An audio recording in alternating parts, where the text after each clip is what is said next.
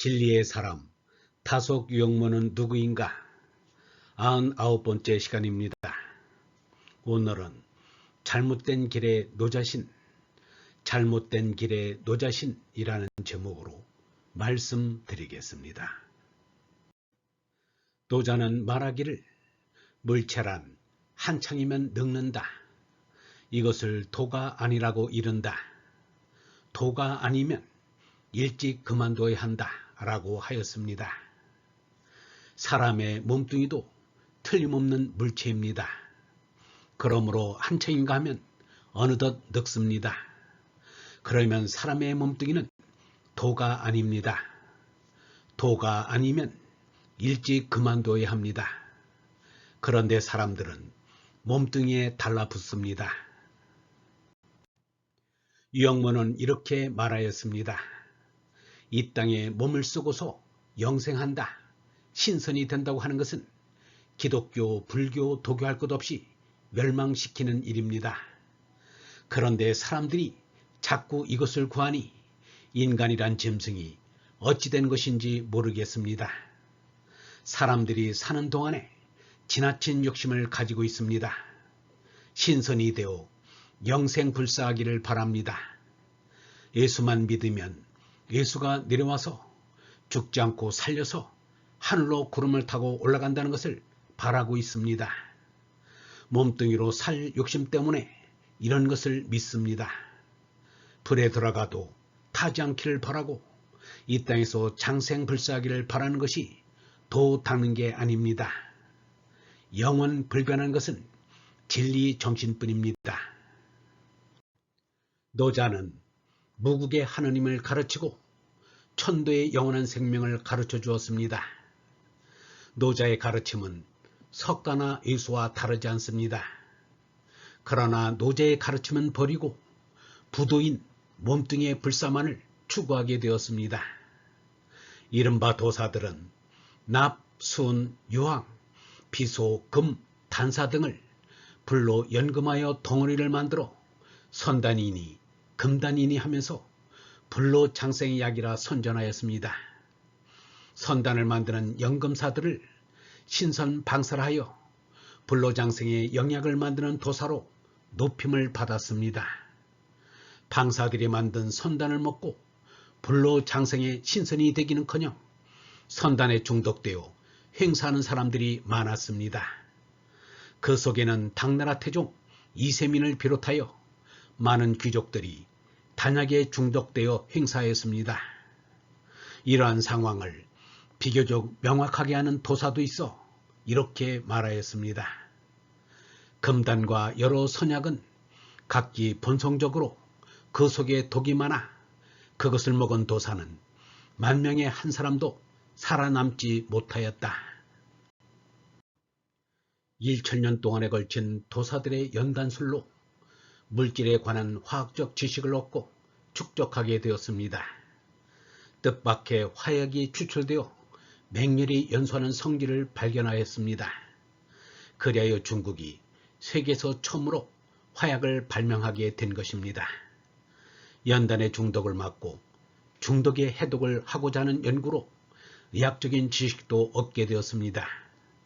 한편으로 도사들은 말하기를 바다 가운데 신선이 사는 선도가 있는데 그 신선들은 선약을 먹고 불로 장생을 누리고 있다고 하였습니다.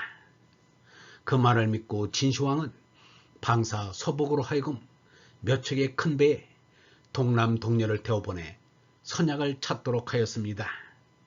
그들이 상상으로 지어낸 선인이 어디 있을 것이며 선약을 어찌 구할 수 있었겠는가. 서복 일행은 한반도 남해안을 거쳐 일본으로 갔다고 전합니다. 방사들이 선단 다음으로 힘쓴 것이 태식, 복기, 벽곡입니다. 이들은 노자의 도덕경을 기공수로 만들어버렸습니다. 이것은 숨을 깊이 쉬고 혈액순환을 촉진시키는 건강증진에 효과를 주기도 하였으나 지기를 마시느니 천기를 마시느니 비합리적인 과장된 주장이 많았습니다. 물, 공기, 영양분은 지기를 먹는 것이고 성령을 숨쉬는 것이 천기를 먹는 것입니다. 후한 때 장각은 스스로 대현양사라 일컬으며 도사의 행각을 벌렸습니다. 죄를 고백시키고 부족을 담근 물을 마시게 하여 병을 고친다고 하였습니다. 장각은 신도가 수십만 명에 이르자 정권의 야심을 품고 반란을 일으켰습니다. 이것이 이른바 중국의 황건적 난입니다. 한 나라는 황건적의 내란으로 인하여 결국 멸망하고 조조, 유비, 손곤이 일어나 삼국지의 역사를 엮게 되었습니다. 도교는 몸뚱이로 불로장생을 추구하고 노자를 태상노군이라 하여 신격화하고 숭배하였습니다. 유영문은 이러한 도교사를 잘 알고 있었습니다. 이것을 노자신이라 하여 부정한 것입니다. 유영문은 노자의 도덕경을 20살 때부터 즐겨 읽었습니다. 69살에 도덕경을 우리말로 완역하였습니다. 도덕경에 하느님의 진리가 전혀 없다면 유영모가 그렇게 가까이 할 까닭이 없습니다. 유영모는 자신의 건강에 힘썼습니다. 건강을 잃으면 이중으로 갇혀 부자유하게 된다고 하였습니다.